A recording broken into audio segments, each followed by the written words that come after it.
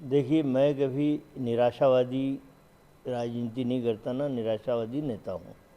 मुझे पहली बार लगा बिहार के चुनाव को देख के और मध्य प्रदेश के उपचुनाव को देख के, हम लोग जगह जगह जाते थे अलग अलग विधानसभाओं में, जनता की जो बॉडी लैंग्वेज इतनी सशक्त तरीके से मध्य प्रदेश में कांग्रेस के साथ थी और बिहार में तेजस्वी के साथ स्वतः लाखों लोगों की भीड़ का जमा होना, ये दर्शाता था कि वन साइडेड चुनाव है बिहार में, तेजस्वी का महागठबंधन जीतेगा, मध्य प्रदेश में कमलनाथ की कांग्रेस जीतेगी। मैं निराशावादी इसलिए हुआ कि मैं कभी मशीन के ईवीएम पे विश्वास नहीं करता था, लेकिन इस बार लगा कि वास्तव में टारगेटेड करके भाजपा मशीनों का ईवीएम का दुरुपयोग कर रही है।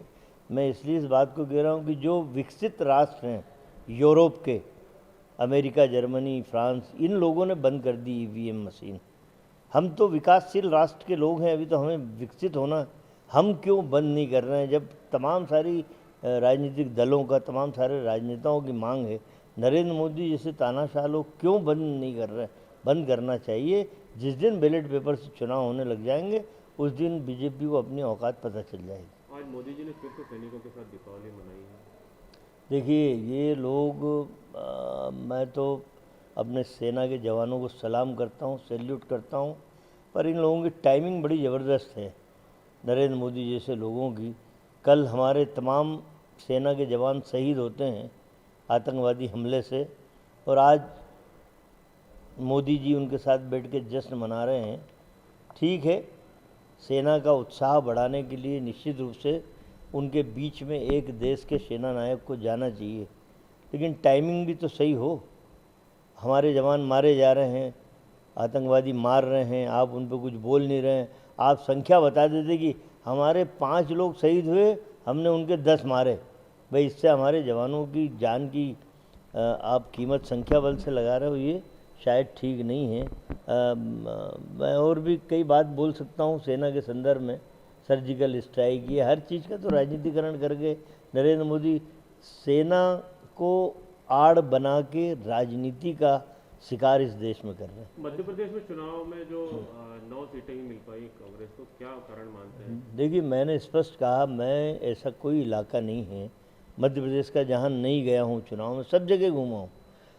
पब्लिक इतनी उमड़ के आ रही, मैं मेरे जीवन में ग्वालियर नहीं गया कभी राजनीतिक दृष्टिकोण से। ग्वालियर जब मैं गया तो हजारों लोगों की रैली लोगों ने निकाली मेरे सम्मान में। मुरैना गया, वहाँ निकाली। दतिया गया, वहाँ हजारों लोग इकट्ठा हुए। ये स्वतः लोगों का आना ये दर्शाता था कि वन साइडेड कांग्रेस के पक्ष में माहौल है। अच्छा, अब लोग बोलते कि भाई कि ये 9 लोग कैसे जीते, तो ये टारगेटेड था। मैंने कहा कि बीजेपी जिसे हराना चाहती थी, जो उनके लिए सूतक थे, जैसे इमरती देवी कहीं ना कहीं गले की हड्डी बनती, एदल सिंह कंसाना कहीं ना कहीं गले की हड्डी बनती, ऐसे कई लोगों को बीजेपी ने निपटाया है। बाकी कंफर्टेबल मेजोरिटी लेके सरकार में बैठे। तुलसी सिलावट काफ़ी अंतर से जीते, 53,000। ये वो खुद बेचारे तुलसी सिलावट जी बोलते हैं कि मुझे उम्मीद थी कि 5 से 10 हज़ार के बीच में जीतूंगा, अब 50,000 से जीत रहे हैं, 53,000 से।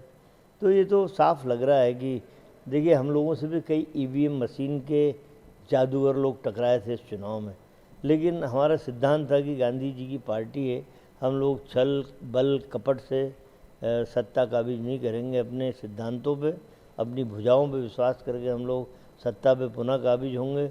लेकिन वो जो टीम मुझसे 2-3 टकराई थी कि साहब आप तो हमें ताले में बंद कर देना, 28 के 28 रिजल्ट आपके पक्ष में आए तब आप हमारा मेहनताना देना, हमने वो नहीं किया, बीजेपी ने वो किया। यानी चुनाव में ईवीएम की वजह से बीजेपी जीती? बिल्कुल, क्योंकि देखिए, जनता ने जब 2018 में मध्य प्रदेश के लोगों ने कांग्रेस को मैंडेट दिया और ये जनता ने अपनी खुली आंखों से देखा कि किस तरह भ्रष्टाचार के पैसे से मनुष्य की मंडी लगी, विधायक बिकने लगे, तो ये एक कलंक लगा ना मध्य प्रदेश की राजनीति पे। मध्य प्रदेश जैसे शांत राज्य के माथे पे राजनीति का काला कलंक लगा, उसे धोना चाहती थी जनता और कांग्रेस को वोट देना चाहती थी। कांग्रेस के साथ खड़ी हुई थी जनता।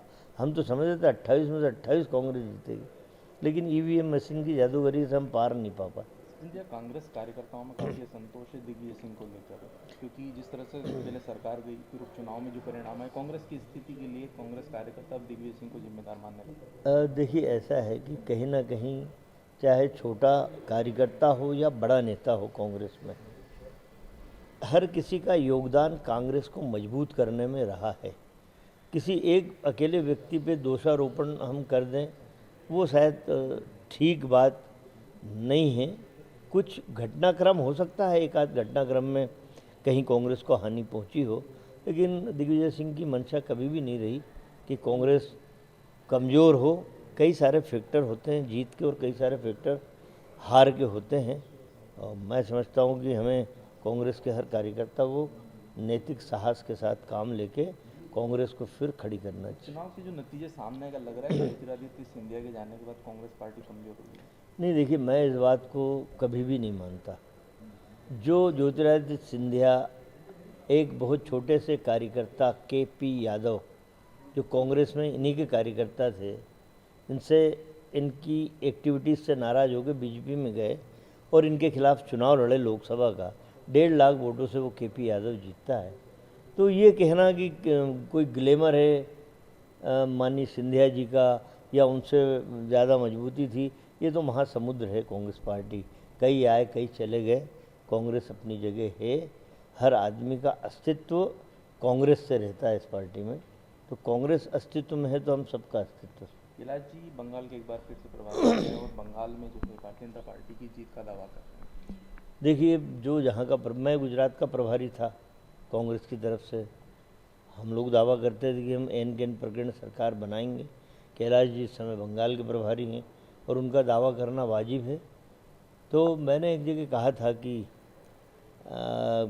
माननीय कैलाश विजयवर्गीय जितने बड़े जादूगर हैं उससे बड़ी जादूगरनी बंगाल में ममता बनर्जी बैठी है। ममता बनर्जी के आगे छोटे जादूगर का जादू नहीं चलेगा। सरकार फिर ममता बनर्जी बनाएगी।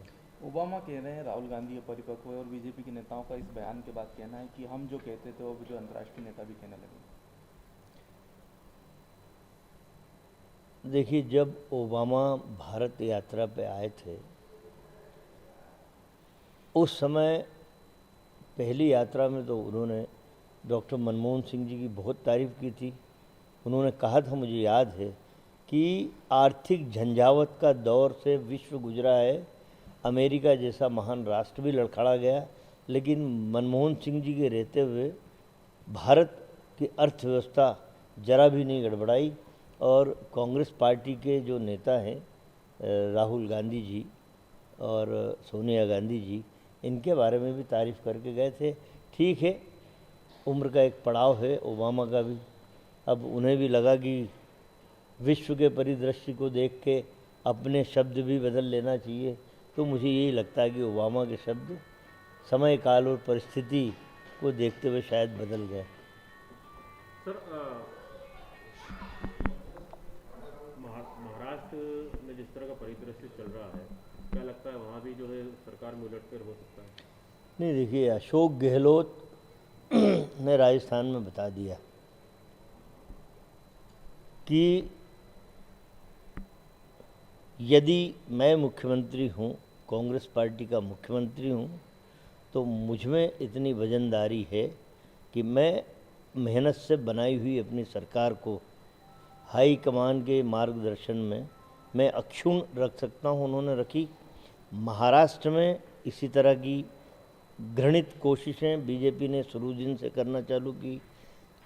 12 घंटे की सरकार बना पाई, 12 घंटे बाद धड़ाम से बीजेपी को अपने मुंह के बल गिरना पड़ा। असल में क्या है, बीजेपी अपने भुजाओं पे, अपने बाहुबल पे विश्वास खो चुकी है। ये खरीद फरोख्त करके कर्नाटक की सरकार, गोवा की सरकार, मध्य प्रदेश की सरकार, महाराष्ट्र की सरकार, राजस्थान में ये घृणित चालें चल रहे हैं क्योंकि इनका जादू उतर गया था।